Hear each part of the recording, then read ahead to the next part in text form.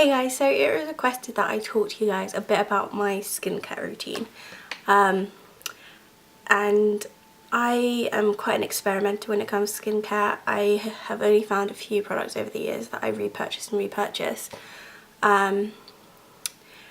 So before I get started, I'll just tell you about my skin. I have really dry, dehydrated skin. It's usually flaky no matter what I do to it, but I am still very blemish prone. I have rosacea, so I have really red cheeks, and I get lots of like little spots here. They're not that noticeable unless I take my makeup off, but they're very small, so I have a very like weird skin texture around here, mainly here and just here. So it's really annoying because you're trying to fight the spots, but your skin's so dry at the same time that it's really hard to kind of combat both of the problems. So I'm just going to show you guys what kind of stuff I've been liking, some products I've been loyal to, and some kind of products that I've been using for like not long enough to say I'd be loyal to them, but things that have been working quite nicely for me recently. So I hope you guys enjoy. Okay, so I guess I don't know where to start. I shall start with the basics. Skin wipes. Lots of people use them, lots of people don't. I like them because sometimes I'm lazy and I just want to wipe my face. But usually I'll use them before I cleanse, just to get the majority off, especially eye makeup, because it can get a bit messy. And if you've been watching me, you'll know that my favourites are the No. 7 Beautiful Skin Wipes.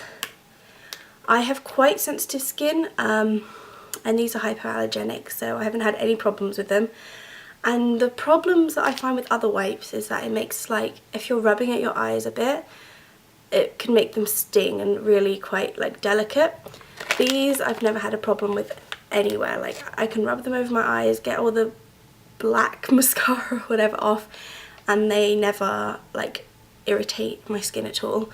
They are quite ridiculously priced for a skin wipe. They're £7, but I just collect these No. 7 vouchers. I have loads of them. Gives you £5 off, so these are £2, and they do this all year round. Honestly, those vouchers are everywhere, so I pay £2 for these pretty much every time I buy them. I've only bought them once at full price, and that's because I was getting desperate. But these are definitely a good one if you have sensitive skin. And also, one of the main features that I like about it is it has a proper closing, like it has a proper seal. So these never dry out, whereas other ones, they just don't stick back together after a while and they dry out. So these are a big essential for me. So next we have a moisturiser that I've repurchased several times, and I've actually got my little sister hooked on. And it's the Johnson's Dry Skin Daily Essentials. And this is quite a thick cream, you can see there. As it's Johnson's, I've never had any problem with irritation. It's very good for sensitive skin. It's very nourishing. It has SPF 15 because it's a day cream. I haven't tried their night cream, but I imagine it's equally as good. But I can use this day and night. It's thick enough, but it sinks in really well, so I get the moisture I need, but it's not just like sitting on my face all night, or all day I mean, sorry, under my makeup. So this is one I've been loyal to for quite a while. It does help kind of keep back the flakiness of my skin, and yeah, this is one I'll continue to repurchase. Right, next is a spot cream. So like I said before, I'm very wary about spot treatments because my skin is so dry already. The last thing I want to do is dry it out, but then I have dry skin and spots, and it's really difficult to like balance the two. And so I found a spot cream that's not too drying and works fairly well. It's the best I've come across anyway, and it's the Nip Fab Spot Fix Anti-Blemish Gel. And I got this in a glossy box quite a while ago actually, and I didn't touch it for a while because I'm very wary of spot treatments, like I said, but this works pretty well. It doesn't really dry out the area, it just dries out the spot. It's fairly potent, and yeah, I don't use it that often, but I do think it's pretty good when I do use it. Okay, so I just realised I've done this in a stupid order. I should have like grouped things together. So I'm going to finish off my moisturisers. So I had the Johnson's one, and the one I've been using at the moment, which I would call more of a night cream, is the La Roche-Posay Hydrine Riche or something. This is a moisturising cream for sensitive skin. It is really like quite rich, hence why I wouldn't be that crazy about wearing it during the day. You can see it's quite, oh, I hope you can see, it's a fairly heavy duty moisturiser. So I use it at night, and it's been good to me so far. There's been no breakouts,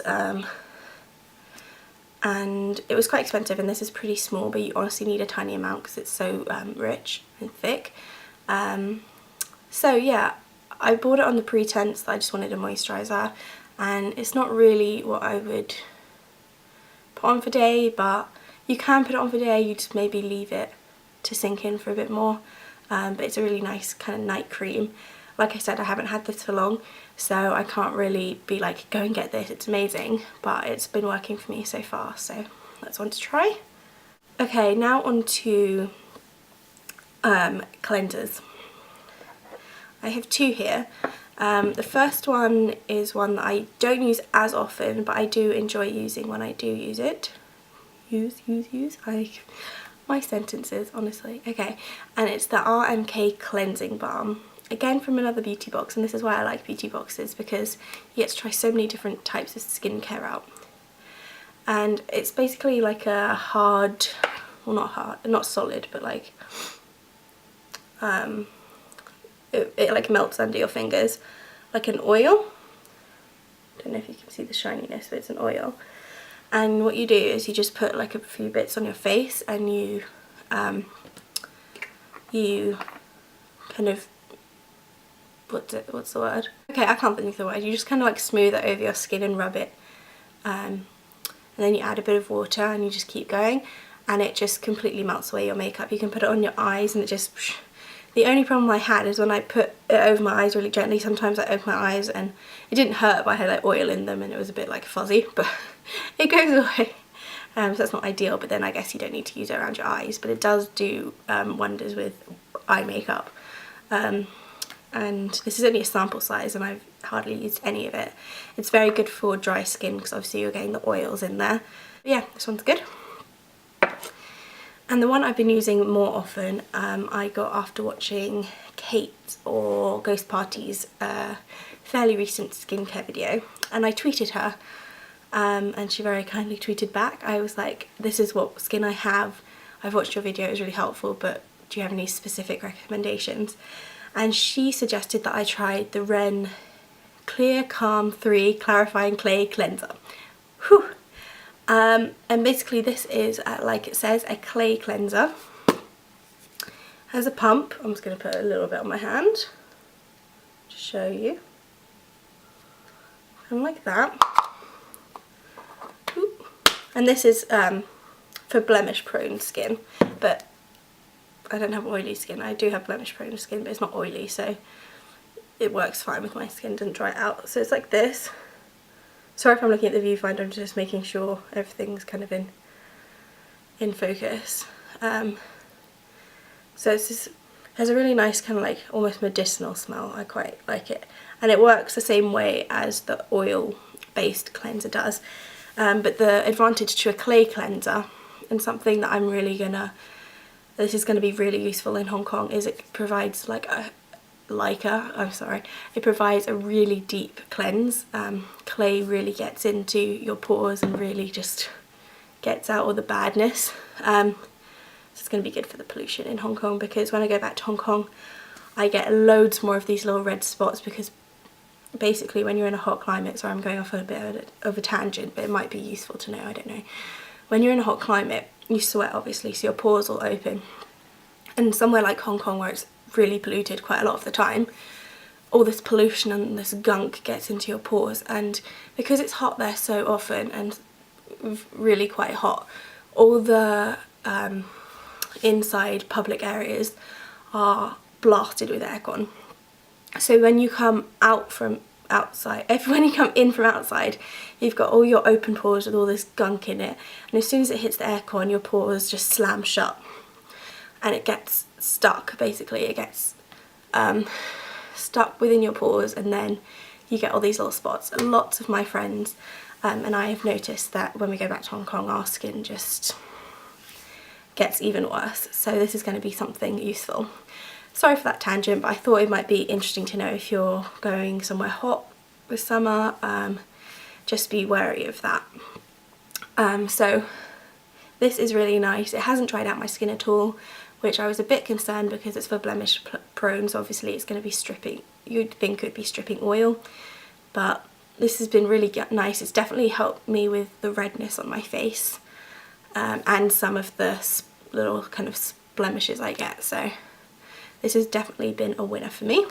The next thing we have is exfoliator, and I've yet to come across an exfoliator that I've really kind of fallen in love with. I want to try the Ren one, but I don't have time to get it before I go back to Hong Kong, so I'm going to have to wait or order it or something. I'm not entirely sure, but the one that I quite like, it's not like you have to get this, but something that I've fairly enjoyed using is the Daily Microfoliant from Dermalogica.